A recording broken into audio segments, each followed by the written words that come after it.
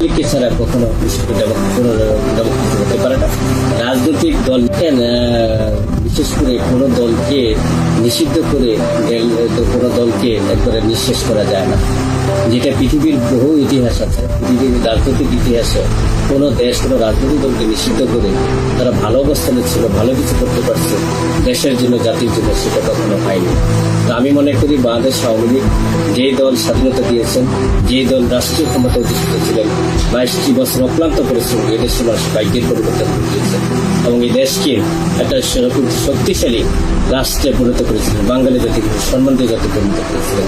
সেই বিশেষ করে সেই দলকে এবং দলের যারা কর্মী সমর্থক আছেন, লক্ষ লক্ষ নেতা কর্মী আছেন, তাদেরকে স্টে করে বিশেষ করে কখনো কোনো সরকার লাভবান হতে পারে না, কোনো জাতি লাভবান হতে পারে, দেশ লাভবান হতে পারে।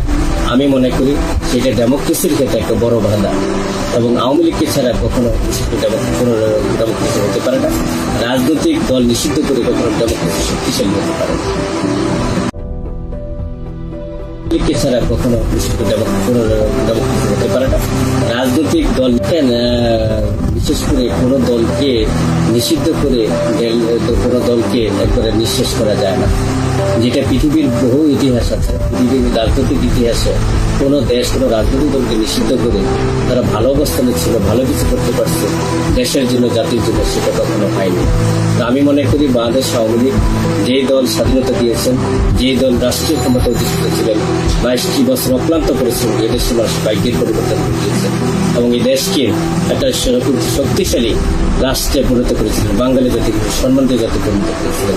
সেই বিশেষ করে সেই দলকে এবং দলের যারা কর্মী সমর্থক আছেন, লক্ষ লক্ষ নেতা কর্মী আছেন, তাদেরকে স্টে করে বিশেষ করে কখনো কোনো সরকার লাভবান হতে পারে না, কোনো জাতি লাভবান হতে পারে, দেশ লাভবান হতে পারে।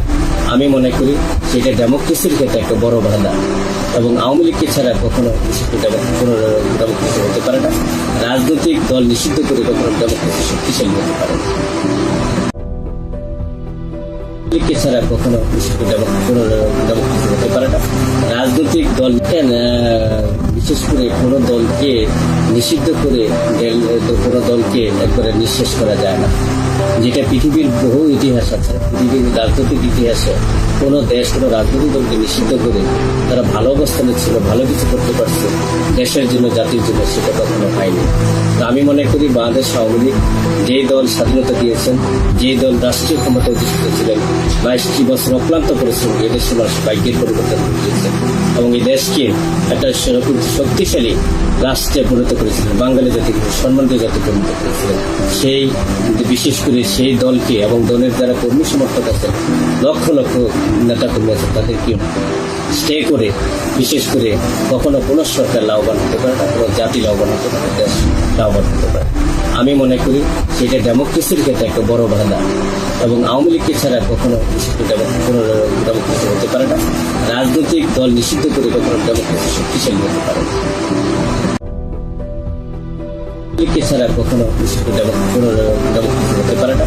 রাজনৈতিক দল বিশেষ করে কোনো দলকে নিষিদ্ধ করে কোনো দলকে একবারে নিঃশেষ করা যায় না, যেটা পৃথিবীর বহু ইতিহাস আছে। পৃথিবীর রাজনৈতিক ইতিহাসে কোনো দেশ কোনো রাজনৈতিক দলকে নিষিদ্ধ করে তারা ভালো অবস্থানে ছিল, ভালো কিছু করতে পারছে দেশের জন্য, জাতির জন্য, সেটা কখনো হয়নি। তো আমি মনে করি বাংলাদেশ আওয়ামী লীগ যেই দল স্বাধীনতা দিয়েছেন, যেই দল রাষ্ট্রীয় ক্ষমতা অধিষ্ঠিত ছিলেন, 22টি বছর অক্লান্ত পরিশ্রম এই দেশের মানুষ ভাগ্যের পরিবর্তন ঘটিয়েছেন এবং এই দেশকে একটা সেরকম শক্তিশালী রাষ্ট্রে পরিণত করেছিলেন, বাঙালি জাতিকে সম্মানিত জাতি পরিণত করেছিলেন।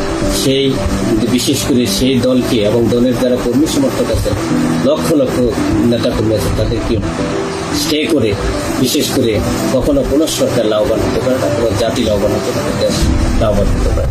আমি মনে করি সেটা ডেমোক্রেসির ক্ষেত্রে একটা বড় বাধা এবং আওয়ামী লীগকে ছাড়া কখনো ডেমোক্রেসি হতে পারে না।